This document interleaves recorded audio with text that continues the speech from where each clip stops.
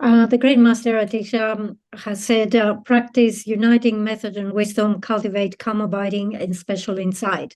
And this is extremely important to us, this aspect of method and the aspect of wisdom that we need to practice together, to conjoin, to have the union of two. The ultimate aim of enlightenment is something that is achieved only by relying on the union of method and wisdom. Therefore, these two aspects become the core, the most important part of our practice. Of course, they are in general the core of our practice in the Lam Rim as well, and they are presented in the three principal aspects of the path as renunciation, bodhicitta, and correct view. From these three, the first two, renunciation and bodhicitta, represent the aspect of method, and correct view represents the aspect of wisdom. So in terms of wisdom, we can have the correct view, we can have the view of the subject and the view of the object. Here, in particular, we are interested in the view of the subject, that refers to the mind realizing emptiness. There are many different levels and many different stages for the mind to realize emptiness. First of all, engaging it through a generic image, and finally having the direct realization of emptiness. However, the idea that we might be able to generate method and wisdom without relying on a teacher, a spiritual master, that we can generate them without any practice, that they're easy to generate and they don't require any listening or reflection or study. This is something that is a completely wrong idea, and you never find it mentioned in the teachings of the Buddha himself and also all the great masters in India. So when we talk about the aspect of method, first of all, we want to look at the first 5 of the 6 perfections, from generosity up to concentration. So this represents the aspect of method and the accumulation of merit. And then finally, we have the perfection of wisdom that represents the aspect of wisdom and the accumulation of wisdom. Okay, so we're talking about these two aspects of method and wisdom. So in terms of method, of course, we mentioned bodhicitta, great compassion, and so forth. They are all mental factors. Also in this, there is, you could include vows, such as vows of ordination, although there's different presentation amongst the different schools. However, we can have a broad understanding of what the method is. Then when it comes to wisdom, this is very interesting because obviously we can generate wisdom through the door of the senses. There are certain things that we can hear and say, I understand, I have the wisdom of that particular object, things that we can hear, things that we can taste. We have tactility in our body, so we can understand roughness and smoothness and so forth. So all of this is called it can be called the wisdom of awareness, of sense awareness. However, this is not what we are referring to when we talk about the aspect of wisdom in this context.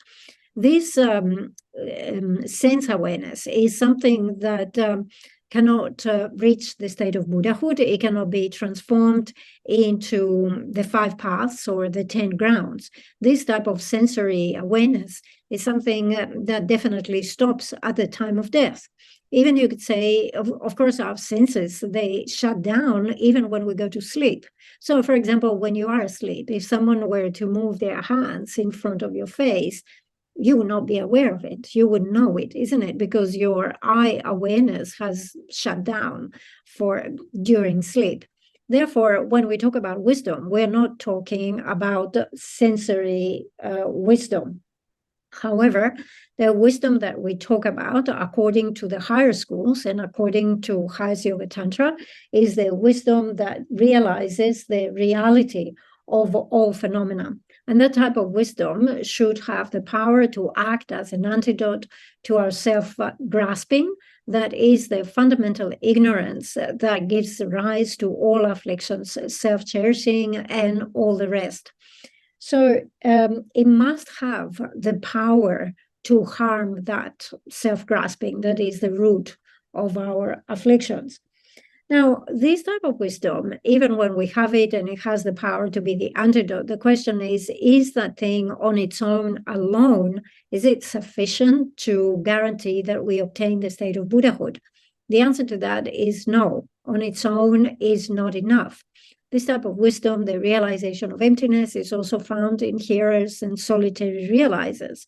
However, they don't obtain the state of Mahayana Buddhahood. So to obtain that final aim of the Mahayana, we also need to have the aspect of bodhicitta. When we develop the aspect of bodhicitta, we have to let go of our own purpose and carry out the purpose of others, or the benefit of others. Again, when we say that we have to let go of our own benefit, it doesn't mean that we totally ignore ourselves. But when it comes to cherishing others as opposed to cherishing ourselves, that cherishing of others, the importance of others, is greater than cherishing ourselves. And also, as it is said, if you take care of the well-being of others, your own well-being will be taken care naturally as a byproduct on the side. So very important to understand that during the course of the day, as we go to the shops, we go to the market, we go to the office, and so forth, we encounter many objects, and we come to understand and cognize those objects. Although you could say that we have wisdom with respect to these objects, this is not the wisdom that we are referring to here. Here, the wisdom that we refer is wisdom that is developed through meditation. And therefore, that advice that Master Atisha has given, I say, cultivate the union of method and wisdom and meditate on them to transform them into the aspect of calm abiding and special insight, is very important. Obviously, those who meditate on calm abiding and special insight deserve to be called yogis. These are the great meditators. But we should understand that the term yogi or the term meditator does not only refer to them, it also applies to us. So we should see this as a personal instruction, as a personal advice. Here we are, we engage the subject of the Lam Rim, and we have to be the yogis who meditate on the Lam Rim, right? So we have to see ourselves as yogis. So we have mentioned here calm abiding and special insight, and obviously these are two very important types of mind or realizations to generate, especially if you can generate calm abiding, cultivate calm abiding and special insight, meditating on emptiness, on selflessness, on impermanence. These are extremely important.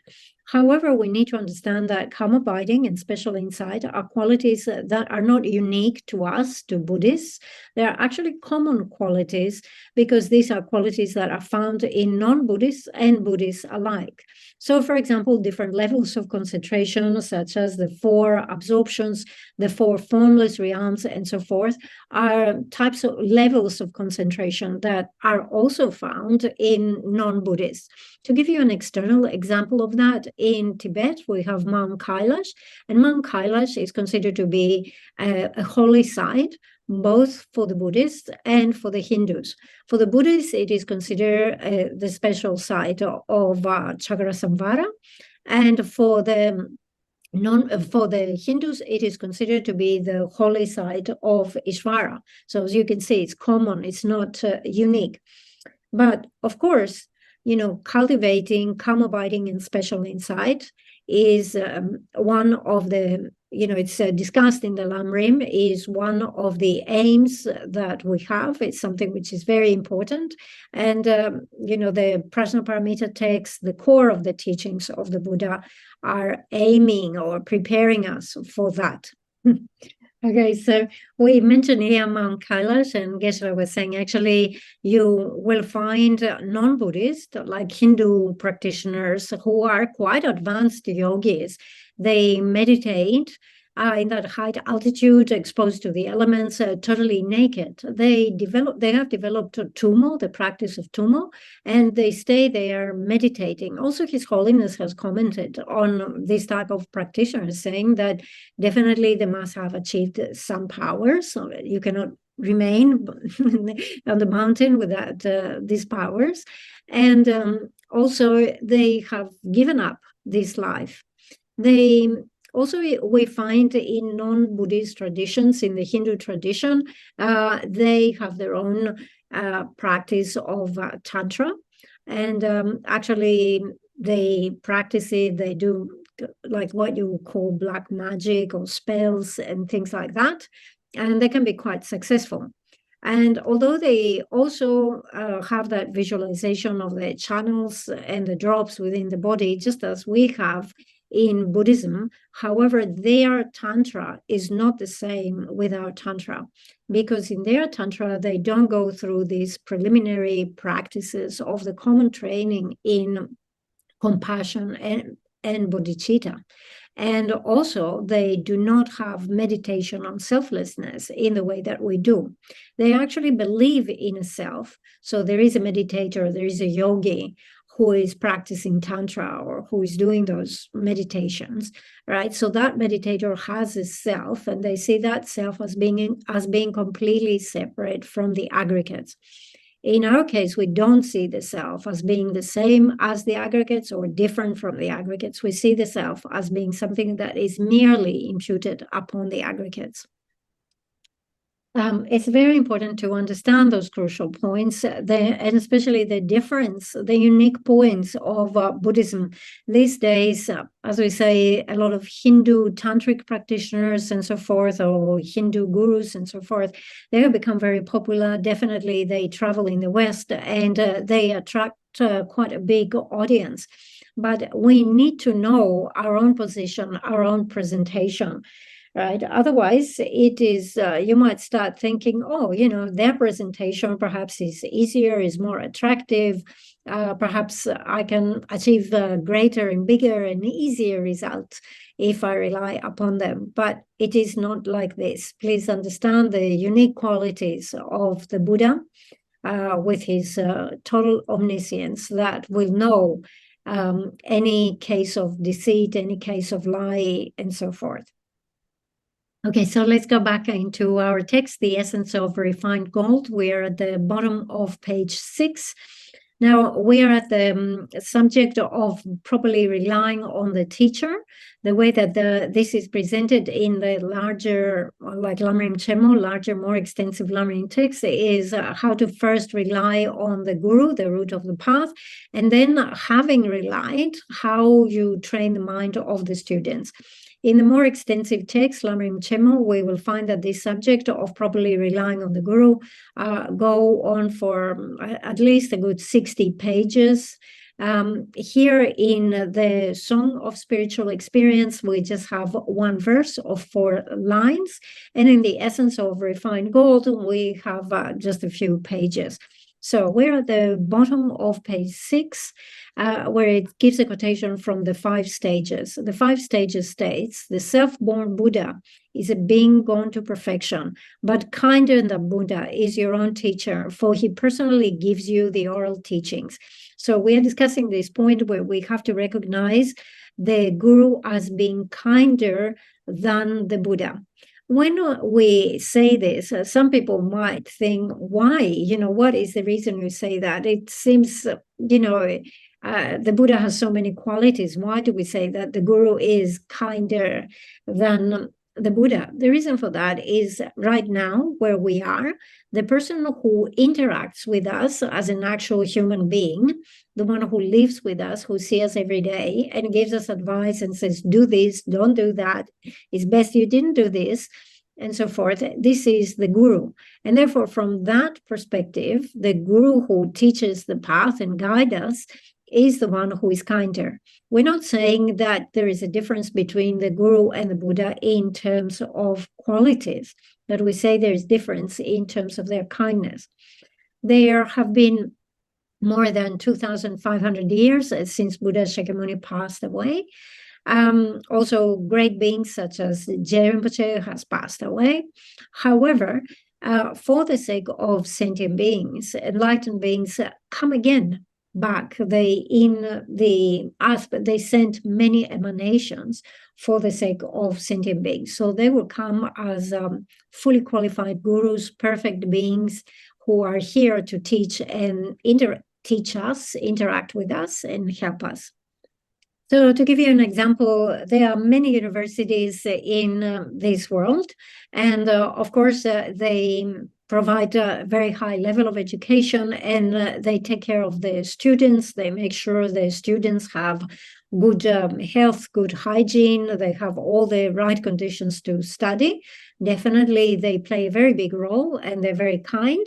But if you ask the students, who is the most kind teacher, who's the teacher who comes to your mind first, this will be the teacher who they meet every day. They have a class for 45 minutes, whatever the teacher is teaching them, maths, science, language, whatever they're teaching, that teacher whom they meet every day and who teaches them every day, this is the person they consider to be the kindest. Okay, so we have this verse from the 5 stages, and then it says, contemplate how your guru is kinder than all the Buddhas of the past, present, and future. Then it says, to receive spiritual instructions, Buddha made offerings of possessions as service and practice. For example, in a previous life, he offered 100,000 pieces of gold to a teacher to receive a half verse. If there is birth, there is death. Stopping this process is bliss itself. So we go here into the previous lives of our teacher, Buddha Shakyamuni, where we see many examples that he made incredible offerings to his gurus, even to receive 2 lines of teachings, not an extensive teaching, but just a couple of lines, half a verse. And these offerings that the Bodhisattva who belonged into the same continuum as Buddha Shakyamuni, the reason why he made such extensive offerings was because he recognized the kindness of the guru and because he needed to accumulate merit. It's not that the teacher required such a high fee in order to give a couple of lines of teaching. It was for the sake of the student, the disciple, to accumulate merit. So we see here that the 2 lines he received as a teaching with this incredible offering was, if there is birth, there is death, and stopping this process is bliss itself. So if you have been born, definitely you will die. And if you say that I like this life, but I do not welcome or I do not like death, this is almost like a foolish statement. Because this life and the death that comes at the end of this life come from a common cause. We have established this type of rebirth, this type of appropriated and afflicted aggregates due to the power of karma and affliction. So if you want to stop death, you have to stop the main cause, the origin of all this. We need to meditate on death by looking around us and seeing how other people actually die. So you see a person getting sick or a person getting old and then dying. And then you need to contemplate, I will also die. One day I will get sick. One day they will not be able to provide any medication or support for me, and I will die. Just as they die, also I die. Why? Because I, like them, have established a similar type of appropriated and contaminated aggregates. So it continues by giving other examples of what the Bodhisattva did in other lifetimes in order to obtain teachings of Dharma. So we know that our teacher had to accumulate merit for 3 countless great eons, and therefore we have many accounts of what he did in different lives. So in another life, as a king, he sacrificed his wife and his only child for a single verse of Dharma. So again, there is this verse that says, giving my wife, my child, my wealth, my enjoyment, the elephants, the vehicles, and so forth. So everything was given as an offering. Again, this is a very interesting point because it is said that in case that you are going to make this type of offering, like, for example, give your partner as an offering, or give your child as an offering. You have to make sure that the recipient of your child or your wife and so forth is not going to mistreat them or use them as servants and so forth. If this is the case, if you know that, then as a bodhisattva, you're not permitted to practice generosity in this way. Then it says, on another occasion, he made his body into a lamp and burned it as an offering to his spiritual mentor. So it was a case of being told, I can give you teachings on the 4 seals, how all compounded phenomena are impermanent, or all contaminated phenomena are in the nature of suffering. Nirvana is pacification, and the bodhisattva, but to receive these teachings, you will have to offer your body as a battle lamp. And the bodhisattva indeed burned his body as a battle lamp, as an offering to receive teachings on the 4 seals of Buddhism. So we should read these biographies, we should read these stories and contemplate on their meaning and keep them in mind. Okay, so you might hear these stories and think, oh, what is going on here? Buddhists, in order to reach a state of Buddhahood, they have to set their own body alight, offer it as a light offering. How is that different from, let's say, all those Hindus and the other ones who say that if you walk barefooted on needles and spikes, if you walk like that barefooted, you obtain the state of nirvana. So Geshe says the way that I interpret these stories is that there are cases where the Lama actually is examining the student and is asking the student, how far are you willing to go? Can you practice austerities? Can you practice something very difficult for the sake of Dharma? And in this case, the teacher says, can you set your body alight? Or also we have the case of Milarepa, who, his teacher wanted to test how far he could go. And he gave him like one impossible task after the other. So Geshe says, this is how I interpret this. Okay, so it continues, and we see we have a bit of advice from the conqueror Somam Gyatso in the text. He says, in this and other ways, he abandoned wealth, possessions, and other objects of attachment. Since you are a follower of Buddha, you should do likewise. If you have heard many teachings from your spiritual teacher, is his kindness not immeasurable? So we know that the essence of the 84,000 of bundles of teachings are concentrated down to the 3 trainings: the training of wisdom, the training of concentration, the training of ethics. So if you are a follower of the Buddha, you should take these 3 trainings as the core of your practice. You should pursue this.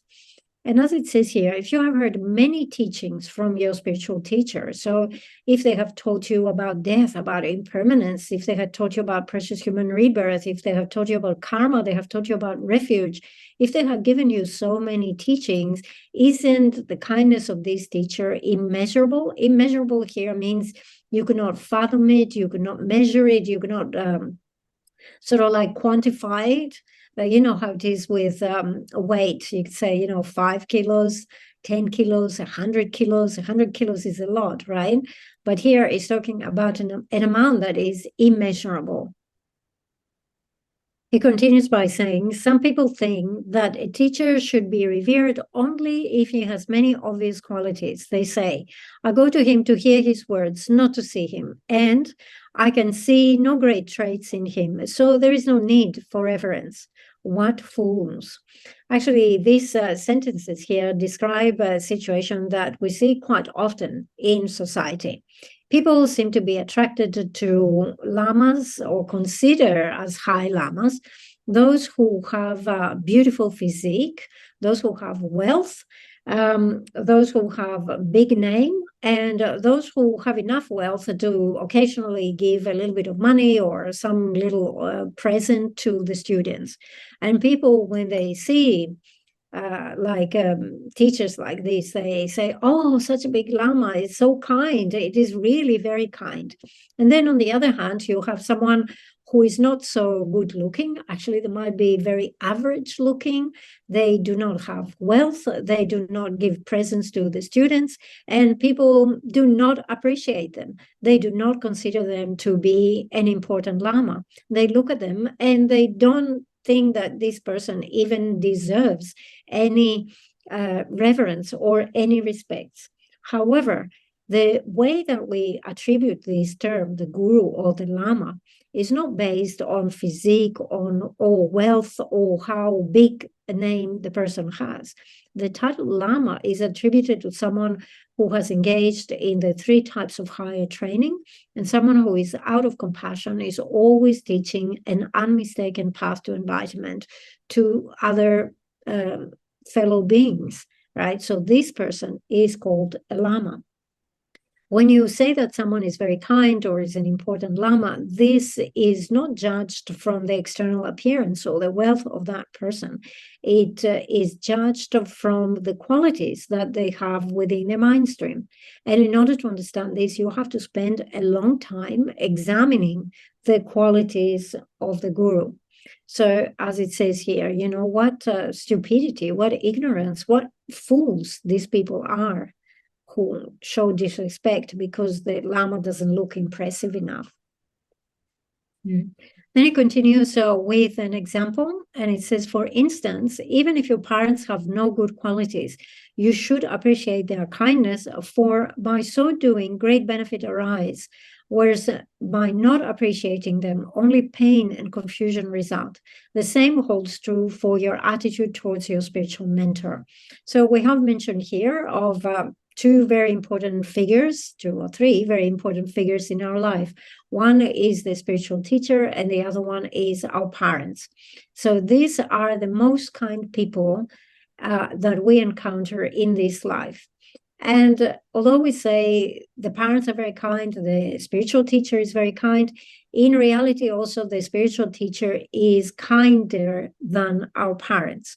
Of course, our parents take care of us and raise us with a lot of effort and a lot of care, but this is the result of karma from our previous lives. However, it is extremely rare that the parents will give us teachings and indicate the path on how to obtain the state of liberation and the state of omniscience. These instructions and this guidance only comes from the spiritual teacher. And this is why we say the kindness of the spiritual teacher is greater than the kindness of our parents. So as it says here, if your parents do not have any obvious qualities, such as, for example, do not criticize them. Such as, for example, say, my parents are not good looking. My parents do not have money. My parents do not have higher education. My parents do not have this, do not have that. By doing this, only faults. This is a faulty attitude, and actually there are disadvantages in only thinking this way, because it will lead you to not appreciate the kindness of the parents that is there. So similarly, when you focus at the teacher to say, my teacher is not good looking, my teacher is not impressive, my teacher is not rich, and so forth, therefore, I will disrespect him, or I don't consider him to be important. Again, that is so wrong. We judge the teacher, if you not judge, but we value the teacher for the spiritual qualities, the realizations, all the good qualities they have developed within the mind stream. We don't value them according to their looks and their wealth. Okay, so as it says here, the same holds true for your attitude towards the spiritual mentor. And then he says, you feel that someone who gives you a little wealth is very kind, but the spiritual teacher can give you every goodness in this and future lives. If you contemplate deeply, it becomes obvious, and so forth. So, let's say someone takes us out for a meal in the restaurant, and we just think, this person is so kind. And we really thank that person for the meal that they have given us. But on the other hand, you have the spiritual teacher who is teaching you the way, revealing the way to reach happiness in this life and the ultimate happiness and goodness in all future lives. So obviously, that teacher is extremely kind. So as it says, you have to contemplate this deeply. You have to think about this seriously. So then it says, okay, so we're talking about this point, right? The very important thing is to see the difference between listening to the advice of the teacher and not listening to the advice of the teacher, and compare these situations. Actually, we have many examples like this that we can see. All right, so it says, if you contemplate deeply, it becomes obvious that all stages of development, from that of a lay follower to those of a bodhisattva and Buddha, depend completely upon pleasing the spiritual mentor. There are many examples of people who have attained full enlightenment in one short lifetime by correctly devoting themselves to a teacher. And if you please him with the offering of possession, service, and intensive practice, there is no reason why you cannot do the same. So as we say, we have many examples of the difference of listening to and not listening to the advice of the teacher. So to give you an ordinary example, let's say you're a student who goes to uni, and there you have a teacher, you have a professor, and they give you instructions, they give you teachings, they give you advice. If you listen, if you attend those classes properly and follow what the teacher tells you to do, you will end up with education, with qualifications that will be very helpful in your life. But if you go and attend those classes and you don't listen, you waste your time. In addition to that, you don't listen to any advice or instruction that your parents give you. You will end up uneducated, and you will not have the necessary skills and tools to progress in this life. So there are many examples like this. Okay, so as it says here, in addition, there are many examples of people who have attained full enlightenment in one short lifetime by correctly devoting themselves to a teacher. And if you please him with the offerings of possession, service, and intensive practice, there is no reason why you cannot do the same. So we have many examples of those who followed the advice of the teacher to the letter and were able to reach the state of complete enlightenment within one lifetime. So prime examples of this, we know Milarepa achieved this. Also, Khedru Rinpoche achieved that.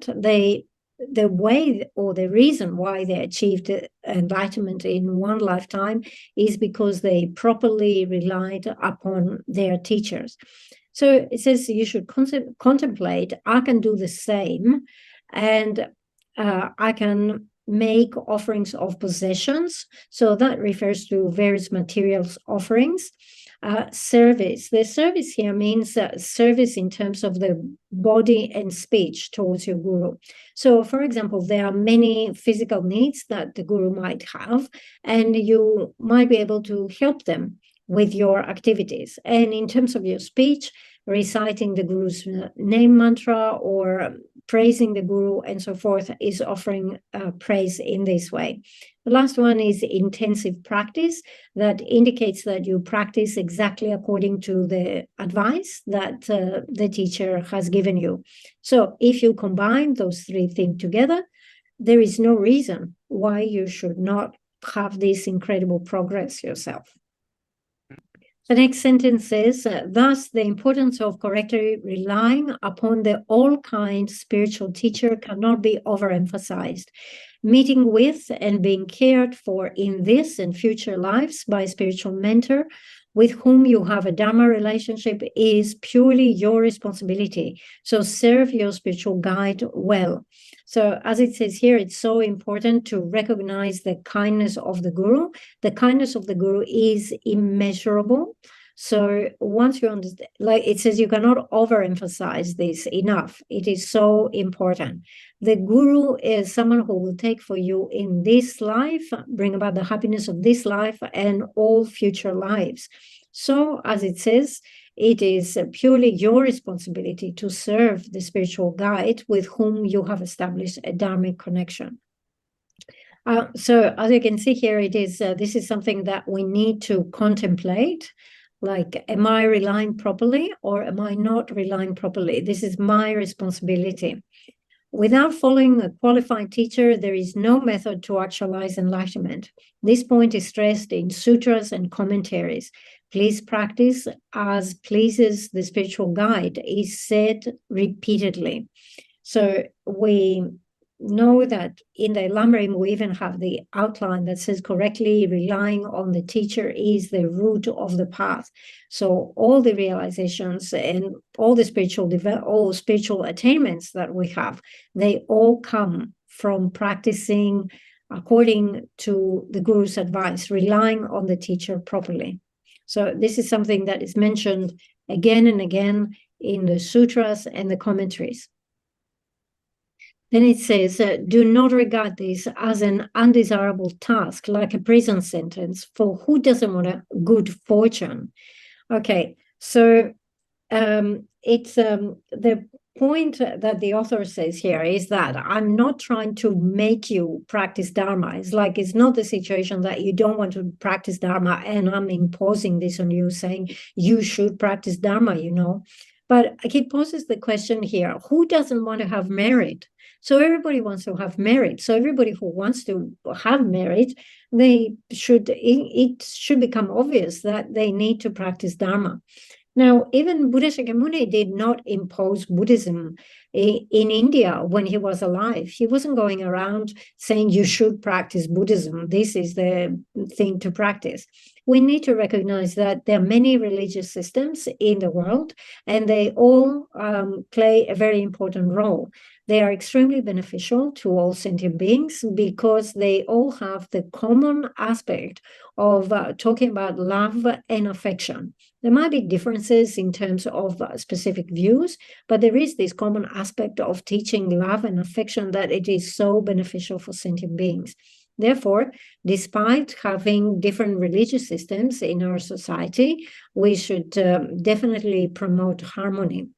It's even possible that within one single family, you have people who have different religious beliefs. So you could have a Christian and a Muslim and a Buddhist all in the same family, all having discussions about which tradition is the best. But the key here is to recognize the great benefit of all religions and therefore tolerate and act so in a way that they will promote harmony. And then it says, as it is stated in many sutras, tantras, and treatises, there is no faster or more powerful way to increase your store of merit than by correctly following a spiritual guide. So we have been going through this practice of visualizing the field of merit, and the central figure in the field of merit is the Guru. When we visualize the merit field, we engage in the 6 preliminaries. One of the 6 preliminaries are the 7-limb offering, the 7-limb prayer, the first one beginning with making prostrations. And the reason why we have the merit field is to accumulate merit. And the main figure in the merit field is the Guru. So this has been emphasized many times in sutra, tantra, commentaries, and so forth. So it says, when training under a spiritual teacher, be sure to maintain a correct attitude. Whatever happens, do not permit the thought to arise that he has faults or shortcomings. Meditate in this way, not with words alone, but from the depths of your heart, until the mere sound of his name or a thought of him makes your hair tingle and your eyes fill with tears. So there is often the situation where people do not examine properly the teacher at the beginning. And without having examined the qualities or the faults of the teacher, they decide to form a relationship. Once you form this student-teacher relationship, then without having examined, then after a while, you start noticing things that you consider to be faults in that teacher. So you start saying, oh, I think he likes money too much. I think he likes food too much, and so on and so forth. So he's talking about how wrong this attitude is. Of course, we have faults, and all of us as ordinary beings, we will have faults until we reach the state of Buddhahood. But to pick up on faults and dwell on the faults is not something that is beneficial, especially in the case of your Guru. It even says in the Vinaya that let's say that a person has an obvious physical defect. Let's say they're a cripple or they are blind from one eye and so forth. The Vinaya says that even though the person might be having that physical defect, you do not call them that thing. You don't call them a cripple or blind. Why? Because even though it is true, when that person hears someone else calling them that, they will be quite affected. They become very sad, dispirited. So in the same way, we do not talk, we do not pick on the mistakes of the guru, we do not talk on the faults of the guru. If you do that, actually, there is no benefit. You are losing out. The important thing here in the Lam Rim is that you meditate on the ordinary aspect of the guru. So whatever physical deformity, let's say, they might have, you have to accept this and meditate on the guru as having exactly that physical appearance. You do not try to correct it in your mind. So let's say there's something wrong with the eye of the guru. In your meditation, you don't see the guru having perfect eyes. No, if his eye has a defect, then this is how you meditate. And you meditate like this in the ordinariness or ordinary aspect of the guru until you generate the realization that the guru is indeed the Buddha. So all the sutras and all the commentaries in the context of the Lam Rim, they very clearly say this is the way we meditate, because you have to understand that the Buddha takes the aspect of an ordinary person, and the ordinary person will appear with some faults. So take the aspect of an ordinary person to interfere with you, to interact with you. So this is how we meditate. Okay, one question. Thank you, Geshe, for your teachings. I actually have two questions, but you can choose to either pick either one.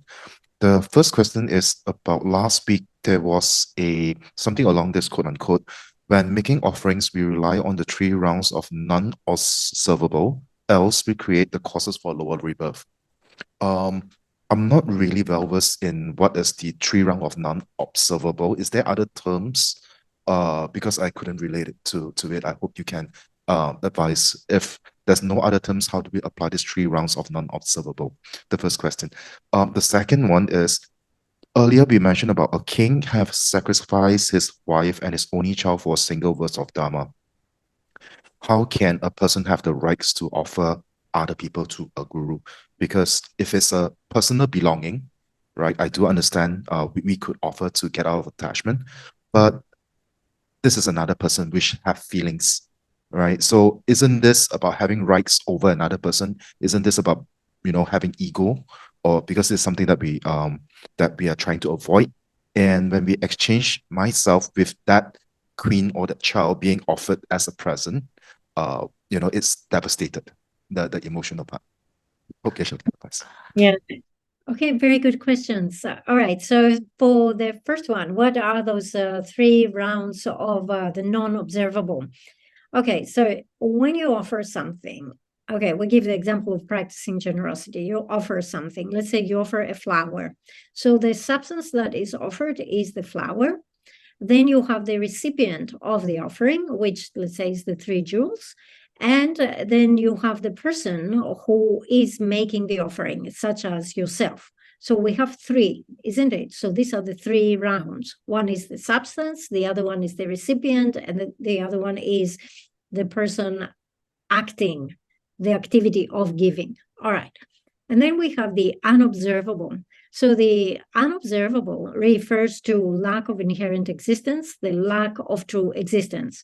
And we have to apply this to all 3.